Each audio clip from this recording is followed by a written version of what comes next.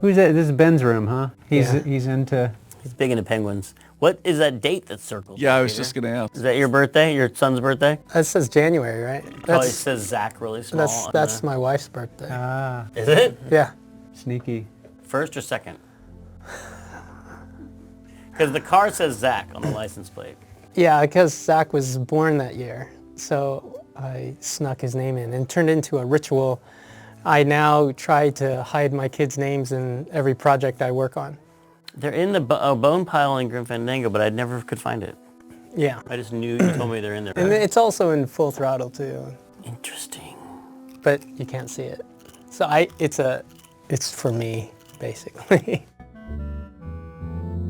Well, you know, I remember we would deliver a piece of music and of course it's comprised mostly of MIDI note events, which is just a tiny little piece of data within the MIDI stream. Note on, and it happens at this velocity on this channel, to this instrument and whatever. And I would deliver a piece of music, and the programmer would turn to me and say, Clint, this is over 32K. Yeah, it's huge. 32 kilobytes. 32 kilobytes. You got to cut this thing down. Who do you think you are, Mozart? Yeah. They said we can't take anything bigger for this scene than 24 kilobytes.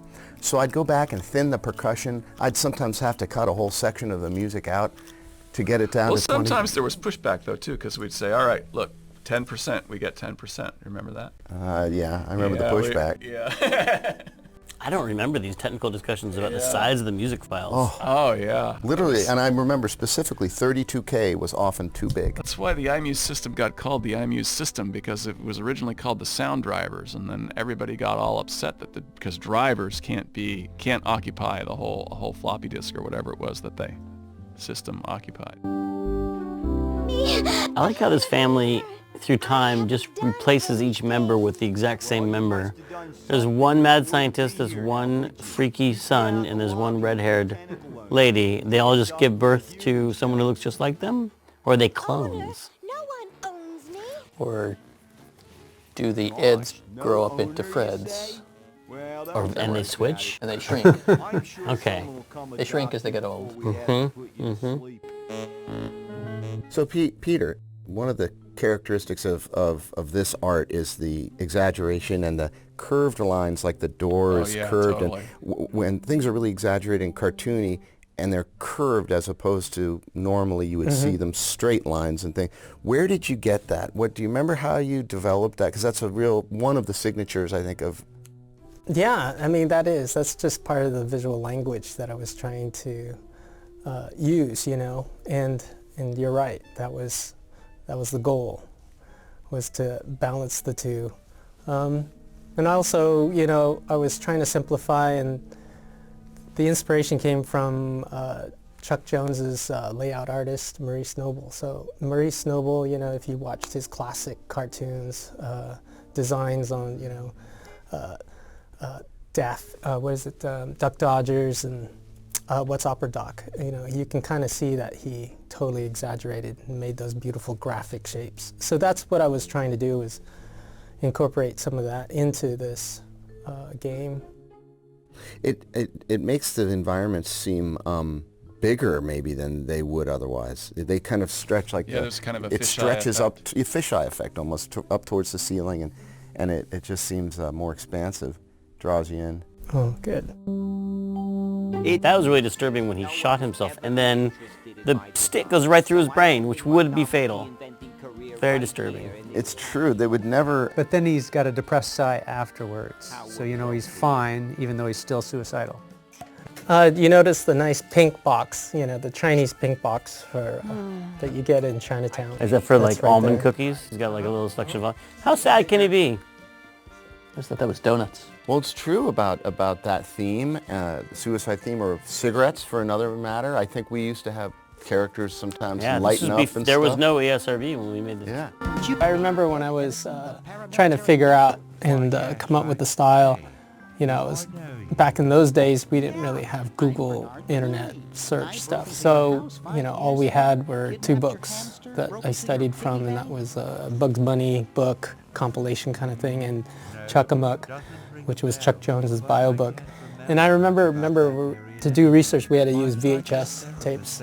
And we watched all those classic Saturday morning cartoon stuff, and we would pause and look at, or for me, I was studying, looking at these old cartoons, and except when you pause on a VHS, you always get the line. Tracking. Oh, it was awful. Yeah. But that was how I was studying and trying to come up with, shapes and just study layout.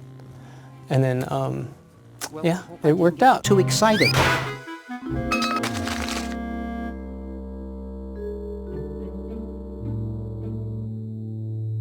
So there was I did actual math for how much money should be in that pile of quarters to make this thing run. That's Dave. He would actually calculate how many to run for how many years? For 200 years? $800,000 or something. Yeah, 200 years to the minute. And I'm glad you did that, because someone else on the internet would have done it and said we used the wrong number if we didn't do that. The reason for the way Day of the Tentacle looks is because of Monkey Island 2 and how it translated, and how technology back then just mutilated my illustrations. And so for the next round, I knew to overcome that challenge was to simplify the backgrounds, so then I could eliminate most of those floating pixels. All the noise. Right? All the noise. So it was a lot of work, because once I scanned it in, I had to clean it all up. So I chose this very paper cutout kind of simple backgrounds, just to make it look like it was supposed to be this way, that it was supposed to be clean. And didn't you also scan them in black and white and paint them in deep paint?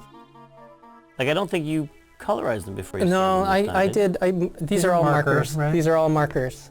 But didn't you pump the I pumped up the palettes. Yeah, so out of the wall is completely, it's one color of gray right back it was there. all 100 colors of gray, and I would just pick one of them to represent that wall.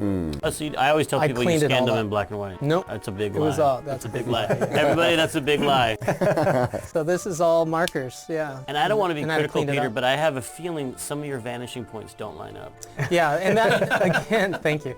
Again, that was a challenge for me, because I love perspective and proper perspective. And so for this game, definitely learning how to let go and go outside my comfort zone. Right, how to be wrong on purpose. It's like you was love a challenge perspective so for me. much, there's 5 different Oh, perspectives. I was fighting myself every day just doing this. But, I knew, in the end it was going to be okay, because that was what we chose to do together. Ooh, blue tentacle. I forgot there's different colors. Blue tentacle. Which raises the question, purple tentacle went off and come to who did he mate with to create Obviously. blue? Wait a second. No, that would be blue and... Yeah, blue and red. His parents must have been... But his brother is Well, green. it's like a dominant recessive gene kind of thing. It's if you have the blue eyes, but you could still have brown eyes. You could still have the blue-eyed gene. You could have the blue if you're purple. Did you do all the backgrounds yourself? Did you have any secondary help? No secondary help on this one.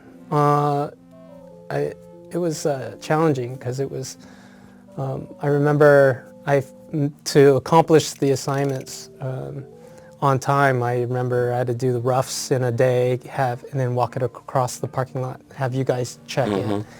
And then I did next day I did a marker illustration of it, and then the following day was to scan it and then fix the illustration after it was scanned. So I try to get a room done every 4 days, just to stay on schedule. So, Dave, are you going to take credit for the wash your car to make it rain puzzle? I always feel like I need to both apologize for and defend this puzzle in this game, because, there is a lesson here about how to design puzzles, because you always want to make sure that the audience has all of the information that they need in order to make the leap that's going to get them the puzzle solution. And in this case, I grew up with a father who told me that it was just common knowledge that when you washed your car, it made it rain.